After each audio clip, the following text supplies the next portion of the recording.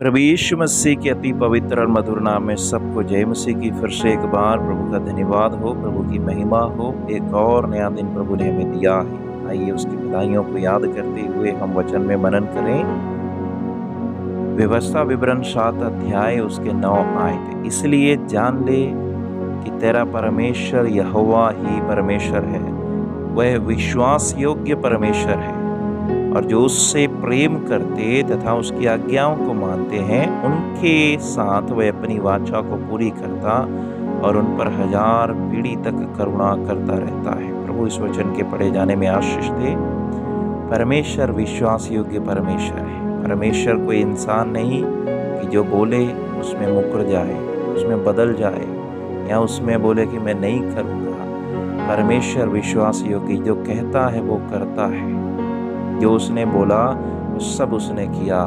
Abraham के जीवन में, इसहाक के जीवन में, याकूब के जीवन में, जो पहले पीढ़ी जंगल में जिस समय उनका सफ़र शुरू हुआ, मिस्र से निकलने के बाद, लाल समुद्र पार होने के बाद जो सफ़र उनका शुरू हो गया जंगल में, प्रभु ने एक एक दिन अपनी विश्वास योग्यता को दिखाया। उनके कपड़े मैले नहीं हुए, उनके जूते पुराने नहीं हुए। प्रभु ने हर समय उनको मुहैया किया, अच्छे खाने से उनको तृप्त किया। प्रभु ने उनको अच्छे जल से तृप्त किया। यही प्रभु है जो विश्वास योग्य परमेश्वर है। मूसा को परमेश्वर ने बोला, ये नई पीढ़ी जो अभी पैदा हुए हैं, जो अभी जवान हैं, इन लोगों को भी बता दे कि ये लोग जानने पाए जैसे तुम्हारे पूर्वजों के लिए मैं विश्वास योग्य था, मैं तुम्हारे लिए भी विश्वास योग्य हूँ। लेकिन इसमें कुछ बातें परमेश्वर चाहता है कि हम करें, और जो उससे प्रेम करते हैं तथा उसकी आज्ञाओं को मानते हैं उनके साथ वे अपनी वाचा को पूरी करता है। अब्राहम ने प्रेम किया, अब्राहम ने आज्ञा माना, इसीलिए परमेश्वर ने अपनी वाचा को पूरा किया। इसहाक ने प्रेम किया, इसीलिए परमेश्वर ने अपनी वाचा को पूरा किया। याकूब ने प्रेम किया, आज्ञा को माना, इसीलिए परमेश्वर ने पूरा किया। और वही परमेश्वर मूसा के द्वारा इस्राएलियों की नई पीढ़ी को, जो अभी बस कनान देश में थोड़े ही दिनों में वहाँ पर पहुँचने वाले थे, व्यवस्था विवरण पहले अध्याय 4 और 5 है जब हम पढ़ते हैं, 11वें महीने में, 40वें वर्ष के 11वें महीने में वो वहाँ पर अभी बस बॉर्डर में ही है। अभी कनान में थोड़े दिनों में पहुँचने ही वाले हैं। लगभग 50 से 60 दिन का सफ़र है। यानी इतना लंबे समय प्रभु ने कैसे उनको चलाया, ये सब बातें इसमें हम देख सकते हैं कि परमेश्वर विश्वास योग्य परमेश्वर है। लेकिन प्रभु चाहता है जो उससे प्रेम करें, जो उसकी आज्ञाओं को माने, उनके लिए वो अपनी वाचा को पूरी करें। और सिर्फ वाचा को ही पूरी नहीं करे, उनके साथ वे अपनी वाचा को पूरी भी करता है और उन पर 1000 पीढ़ी तक करुणा करता रहता है। हम कभी सोच भी नहीं सकते क्या हम अपनी 1000 पीढ़ी देख पाएंगे, शायद नहीं, असंभव है। हमारी इतनी उम्र नहीं, ज़्यादा से ज़्यादा 70 साल, 80 साल, 100 साल।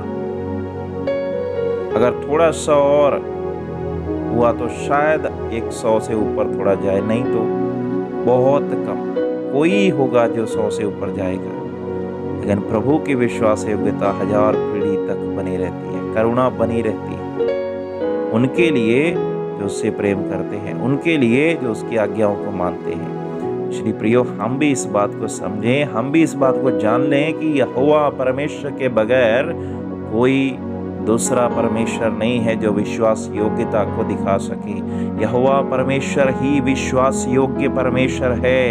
यदि हम भी उससे प्रेम करें, उससे लिपटे रहें, उसकी आज्ञाओं को मानते रहें, तो परमेश्वर ने जो हमें बोला है, जो हमारे लिए वायदे दिए हैं, उन वायदों को, उस वाचा को परमेश्वर हमारे लिए भी पूरे करेगा। मैं अपने जीवन से कह सकता हूँ, प्रभु ने अभी तक मेरे लिए सब पूरा किया है। प्रभु ने अभी तक मेरे लिए सब पूरा किया। जितना प्रभु ने अभी तक मेरे लिए बोला, और जो बातें प्रभु ने और बोली हैं मेरे आने वाले भविष्य में, मेरे परिवार के लिए, हमारे सेवा के लिए, वो सब बातें प्रभु पूरे करेगा। जो बातें प्रभु ने मुझे बोली है, प्रभु एक एक बात को पूरी करेगा। क्योंकि मुझे पता है मेरा परमेश्वर जिसकी मैं आराधना करता हूँ, जिसकी मैं बंदगी करता हूँ वो परमेश्वर झूठा नहीं है, वो विश्वास योग्य परमेश्वर है।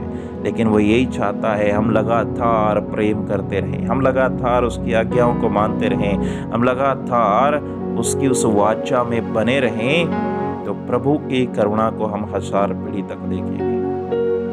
हमारे आस पड़ोस कितने लोग होंगे हमसे वायदे करेंगे, मैं सदा तेरे साथ हूँ, चिंता नहीं करना। लेकिन जब संकट आता है, जब मुसीबत आती है, उस समय ऐसे कहने वाले कितने लोग हमारे साथ टिक पाते हैं, कितने लोग हमारे साथ खड़े होते हैं? शायद ही कोई होगा। आज के समय में अगर बात की जाए तो कोई नहीं है, क्योंकि सब लोग अपने बारे में सोचते हैं। लेकिन प्रभु ये कहता है यदि तुम उसे प्रेम करे, प्रभु कुछ नहीं चाहता, प्रभु को कोई कंडीशनल बातें पसंद नहीं है।